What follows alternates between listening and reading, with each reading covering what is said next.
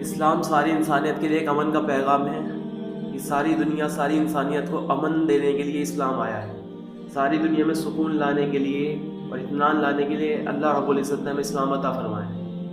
اور اسلام کا جو سب سے مضبوط عمل ہمارے نبی جناب محمد مصطفیٰ صلی اللہ علیہ وسلم نے فرمایا کہ اسلام کا سب سے مضبوط عمل ہے محبت. تو اللہ کے لیے کسی سے محبت رکھنا یہ اسلام کا سب سے مضبوط عمل بتایا گیا ہے. اور ہمارے نبی نے فرمایا جس کا مفہوم ہے کہ یہ بات میری سنت میں سے ہے اور جو میری سنت کو زندہ کرے گا وہ میرے ساتھ جنت میں ہوگا. کون سی بات فرمائی؟ کہ تیرا دل ہر کسی کی طرف سے بالکل صاف رہے, اس دل کے اندر ذرہ برابر کسی اور کا بغض یا نفرت کچھ بھی موجود نہ ہو. اور اسلام کے اندر سب کے ساتھ اچھا سلوک کرنے کا حکم فرمایا کہ سب کے ساتھ اچھا ویوہار کرو, اچھا بیہیویئر کرو اور سب کے ساتھ حسن سلوک کرو. اور کامل ترین ایمان والوں میں سے وہ ایمان والا بتایا گیا ہے جس کے اخلاق سب سے زیادہ اچھے ہوں. حتیٰ کہ حضرت اسماء رضی اللہ عنہا نے اللہ کے رسول سے پوچھا تھا کیا میں اپنے پڑوسی کے ساتھ حسن سلوک کروں جبکہ وہ ایمان نہ رکھتا ہو, جبکہ وہ بھی غیر ہو؟ تو اللہ کے رسول نے اجازت دی تھی اس کی کہ ہاں جب بھی اچھا سلوک کرنا چاہیے. تو اللہ کے رسول خود بھی اور صحابہ کرام بھی غیروں کو ہدیے دیا کرتے تھے, تحفے دیا کرتے تھے. تو اس کی ہمیں پرمیشن دی گئی, اس کی اجازت دی گئی ہے. اس میں ہمیں نیت بھی رکھنی ہے کہ اللہ کے لیے ہم سبھی یہ کام کر رہے ہیں اور انہیں صحیح راستے کی طرف لانے کے لیے یہ سب ہم لوگ یہ ساری چیزیں کر رہے ہیں. تو اسلام کے اندر سب سے زیادہ جو موٹا چیپٹر ہے, سب سے زیادہ جو سب سے مضبوط چیپٹر ہے وہ اخلاقی ہے, اس نے سلوک کرنا, اچھا سلوک کرنا. لیکن اتنی ساری چیزیں بتانے کے باوجود بھی اسلام کے اندر کچھ حدیں بھی بتا دی گئی کہ ایسا نہ ہو کہ ہم انہی کے طریقہ اپنا لیں, کیونکہ حدیث میں جہاں اتنی ساری چیزیں ملتی ہے اس کے مقابل بھی چیز ملتی ہے. روایتوں کے اندر قرآن میں بھی ہے قل یا ایھا الکافرون, سورہ کافرون کے اندر میں سب بتا دیا گیا ہے لکم دینکم ولی دین, کہ تمہارے لیے تمہارا دین, ہمارے لیے ہمارا دین, یعنی کہ تمہارے لیے تمہارا طریقہ اور ہمارے لیے ہمارا طریقہ. اللہ پاک نے بالکل صاف حکم دے دیا ان سے کہہ دو کہ ہرگز تم ہمارا طریقہ نہیں اپناؤ گے, نہ ہم تمہارا طریقہ اپنائیں گے. نہ تم اس کو پوجو گے جس کو ہم پوجتے ہیں, نہ ہی ہم اس کو پوجیں گے جس کو تم پوجتے ہو. لہٰذا تمہارے لیے تمہارا طریقہ, ہمارے لیے ہمارا طریقہ. اب ہم دیکھیں, ہم ایسا تو نہیں ہے کہ ان کے ساتھ حسن سلوک کرنے کے ساتھ ساتھ انہیں کے جیسے بن جائے. اور روایت میں بتا دیا گیا جو جس کا طریقہ اپنائے گا کل قیامت کے دن اس کا حشر اسی کے ساتھ ہوگا. دوزخ کے جو 7 طبقے بتائے گئے ہیں, جہنم, حطمہ, لظہ, سعیر, سقر, جحیم, حاویہ, یہ 7 کے 7 درجے میں سب سے نیچے والا جو لیول ہے وہ منافقین کے لیے ہے, جو نفاق رکھتے ہیں, ایمان نہیں رکھتے, جو شک رکھتے ہیں, وہ سب سے نیچے پہنچیں گے. اس سے اوپر مشرک جو شرک کرنے والے لوگ رہتے ہیں, اس سے اوپر ہندو اور سکھ مذہب کے لوگ, اس سے اوپر آتش پرست جو آگ, سورج, چاند, ستاروں کی پوجا کرتے ہیں, اس سے اوپر یہود, اس سے اوپر عیسائی. یہ 6 درجے ایسے ان میں جو پہنچ گیا اس کے بعد کبھی بھی ان کی واپسی نہیں ہوئے گی, کبھی نکالے نہیں جائیں گے. اور جو سب سے اوپر کا درجہ ہے وہ مسلمانوں کے لیے ہے جو توبہ کیے بغیر مر گئے تھے. لیکن کتنی بڑی بات بتا دی گئی, جو جس کا طریقہ اپنائے گا اس کا حشر اسی کے ساتھ ہوگا. اب ہم دیکھیں کہیں ہم ان کا طریقہ تو نہیں اپنا رہے. ان کے مذہبی تہواروں کے اندر تو ہماری شرکت نہیں ہو رہی, بھلے ہی وہ کر رہے ہو, حالانکہ وہ تو بیچارے خود بھی گمراہ ہوئے پڑے ہیں, وہ اپنی کتابوں کو خود فالو نہیں کر رہے. اگر ہم ان کی کتابیں اٹھا کے دیکھیں, ان کی بڑی بڑی کتابوں کے اندر میں مورتی پوجا کو منع کرا گیا ہے, اور بھگوان کا یعنی کہ اللہ پاک کا کوئی بھی ظاہری اعتبار سے انسانی صورت اور مورت بتانے سے بالکل منع کر دیا گیا ہے کہ وہ ایسا نہیں ہے کہ تمہاری طرح ہو. اس کے کوئی ماں باپ بھی نہیں ہے, کوئی اس کے بیوی بچہ بھی نہیں ہے, یعنی اس کے جیسا کوئی ہے ہی نہیں. یعنی کہ جو ہمارے مذہب کے اندر, ہمارے اسلام کے اندر اللہ پاک کے بارے میں بتایا گیا ہے, ان کی مذہبی کتابوں کے اندر بھی یہ ساری چیزیں حوالے دے رکھے ہیں. لیکن یہ لوگ خود اپنی کتابوں کو فالو نہیں کرتے تو گمراہ ہوئے پڑے ہیں. حتیٰ کہ پرکرتی کی پوجا بھی منع کری گئی ہے ان کی کتابوں کے اندر, سارا حوالہ دے رکھا ہے. کسی کو اگر پوچھنا ہو تو میرے پاس کتابیں موجود ہیں انہی کی کتابوں کے بالکل حوالے کے ساتھ, کون سے پیج پہ کون سے لائن پہ لکھا ہوا ہے, یہ ساری چیزیں میرے پاس موجود ہیں. اللہ کی حتیٰ کہ ہمارے نبی جناب محمد مصطفیٰ صلی اللہ علیہ وسلم کے بارے میں بھی پیشن گوئی کری گئی ہے ان کی کتابوں کے اندر میں, لیکن اس کے باوجود بھی اپنی کتابوں کو فالو نہیں کرتے تو گمراہ ہو چکے ہیں. جو گمراہ ہوئے ہوئے لوگ ہیں, ہمیں تو چاہیے تھا کہ انہیں صحیح راستہ دکھاتے, لیکن ہم بھی ان کے جیسے بن جائیں. یہ چیز بالکل مناسب نہیں ہے, یہ چیز بالکل غلط ہے. اب جیسے دیوالی منانا, پٹاخے منانا, کرسمس منانا اور یہ ساری چیزیں جتنے بھی مذہب کے چیزیں چل رہی ہے تہوار, ان چیزوں میں شرکت کرنا یا اس پہ وش کرنا, اس کی بالکل اجازت نہیں ہے اللہ پاک کی طرف سے.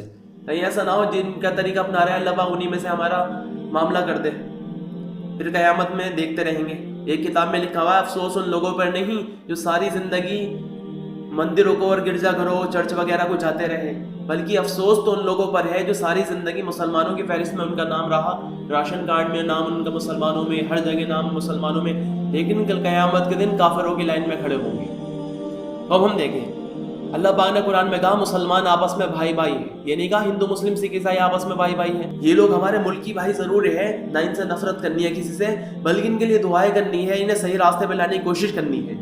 ان کے ہدیے بھی قبول کر سکتے ہیں، لیکن ان کے دھرم والی چیزوں کے اندر جو ان کے دھرم کی مذہبی جو ان کے تہوار ہے ان کی اس کے اندر شرکت کرنا، ان کے ہدیے تحفے قبول کرنا، اس کی قطعاً اجازت نہیں ہے۔ لیکن ہاں آپ کو لگ رہا ہے کہ وہ ہم سے اس چیز پر نفرت کرنے لگیں گے، ہاں تو کرنے دو۔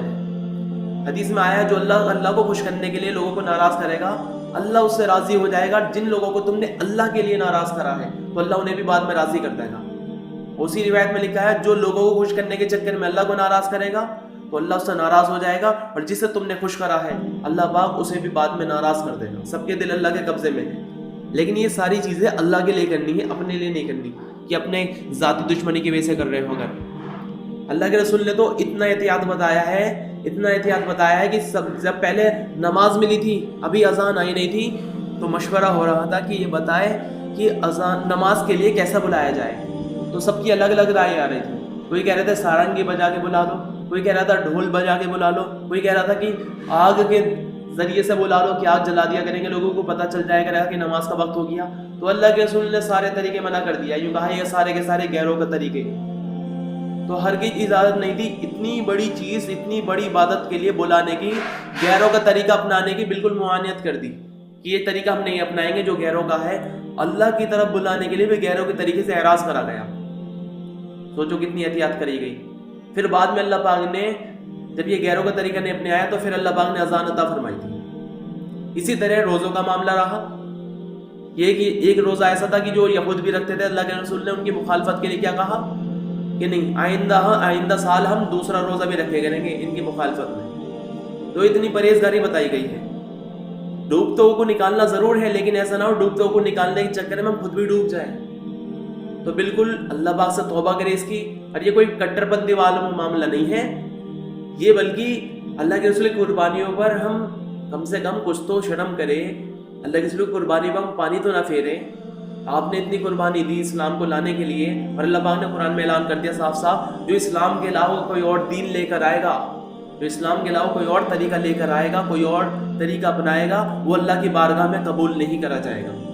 قرآن پڑھ لیجیے آپ سب کے ساتھ۔ تو اس لیے اللہ سے توبہ کرے اور لوگوں کو صحیح راستے پہ لانے کی کوشش کرے۔ ایسا نہ ہو ہمارے اسٹیٹس بھی نہیں کے جیسے ہو رہے ہو اور ہمارا رویہ بھی نہیں کے جیسا ہو رہا ہو۔ تو اس لیے اپنے صحیح علماء حضرات سے تحقیق کریں ان ساری چیزوں کی اور توبہ کریں۔ کسی کو دیوالی وش کرنا یا مٹھائیاں بانٹنا یا پٹاخے پھوڑنا یا کوئی سا بھی دھرم کا کوئی سا بھی تہوار منانا، یہ سب بالکل بکواس چیزیں ہیں ہمارے لیے۔ کہیں ایسا نہ ہو قیامت کے دن چھوٹی چھوٹی حرکتوں کی وجہ سے ہمیں عذاب کا شکار ہونا پڑے۔ وہ لوگ تو صحابہ اکرام تو اور اللہ والے تو سولیوں پہ چڑھ گئے، نیزوں پہ سر چڑھوا دیا انہوں نے، لیکن غیروں کے ہاتھ میں ہاتھ نہیں دیا۔ ہم لوگ ایسے کیسے ہو گئے کہ ایسا کر رہے ہیں ہم سب کے سب لوگ؟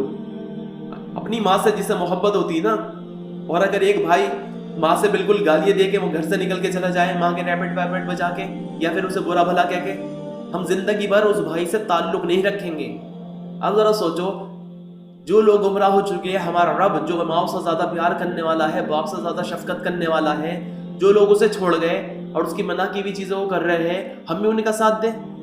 یہ تو محبت کے خلاف ہے، یہ تو اللہ کی محبت کے خلاف ہے، اس کے رسول کی محبت کے خلاف ہے۔ حالانکہ اللہ نے ہمیں محبت کا حکم دیا ہے، لیکن ان کے جیسا بننے کی بالکل اجازت نہیں ہے ہم سب لوگوں کو۔ آگے جو ہے جہنم کی آگ آنے والی ہے، ہم سب لوگ توبہ کریں اور اپنا تعلق بھی اور ان سب لوگوں کا تعلق بھی اللہ سے جوڑنے کی فکر کریں، کوشش کریں اور دعائیں کریں۔ حضرت ابراہیم علیہ السلام کا معاملہ یہ تھا کہ وہ جب تک کھانا نہیں کھایا کرتے تھے جب تک کوئی مہمان ان کے دسترخوان پہ موجود نہ ہو۔ ایک بار ایک شخص جا رہا تھا، اسے پکڑ کے لے آئے کہ بھائی میرے یہاں پر تیری دعوت ہے، اور اسے وہ دسترخوان میں بٹھایا۔ جب وہ کھانا شروع کرنے والا تھا، اس سے کہا بھائی بسم اللہ پڑھ لو۔ اس نے کہا بسم اللہ؟ میں تو اللہ کو نہیں مانتا۔ تو اسے دعوت دی کہ بھائی اسلام قبول کر لو، کلمہ پڑھ لو۔ وہ تیار نہیں ہوا، جو کہا چلو اٹھو، میں تمہیں کھلاتا نہیں ہوں۔ اسے بھگا دیا تو اللہ پاک نے ابراہیم علیہ السلام کو تنبیہ کری، ابراہیم یہ کیا کیا؟ 80 سال سے وہ ہمیں نہیں مانتا، 80 سال سے ہمارا نافرمان ہے، جب بھی ہم اسے کھانے کو دے رہے ہیں، آج ایک وقتہ تمہارے دسترخوان پہ کھانے کے لیے بیٹھا اور اس نے تمہاری بات نہیں مانی تو تم نے اسے بھگوا دیا، جاؤ جا کے مناؤ اسے ورنہ ہم تم سے ناراض ہو جائیں گے۔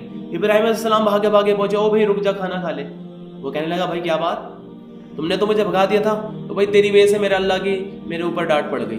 جب اس بندے کو بات پتہ چلی تو وہ رونے لگا کہ میں اللہ کو مانتا بھی نہیں، پہچانتا بھی نہیں، جانتا بھی نہیں، اور اس کا پورا پکا نافرمان ہوں میں، اس کے باوجود بھی اللہ مجھ سے اتنی محبت کرتا ہے۔ وہ بندہ رو پڑا، کلمہ پڑھ کے مسلمان ہو گیا۔ تو اللہ تو اتنی محبت کرتا اپنے بندوں سے، اور ہم اللہ کے بچھڑے ہوئے بندوں کو اللہ سے ملانے کی کوئی فکر نہ کریں، بلکہ خود بھی ان کے جیسے ہونے کی تیاری کرنے میں لگے پڑے ہم۔ تو اس لیے ان ساری حرکتوں سے ہم لوگ باز آئے اور سچی توبہ کر لیں۔ جب ایمان اندروں سے نکل جایا کرتا ہے تو یہ باتیں کڑوی لگتی ہے، سمجھ میں نہیں آتی۔ جس طرح بیمار آدمی کو اچھی چیزیں بھی کڑوی لگتی ہے، اسی طرح جس کا دل بیمار ہو جاتا نا اسے بھی صحیح بات کڑوی نظر آتی ہے۔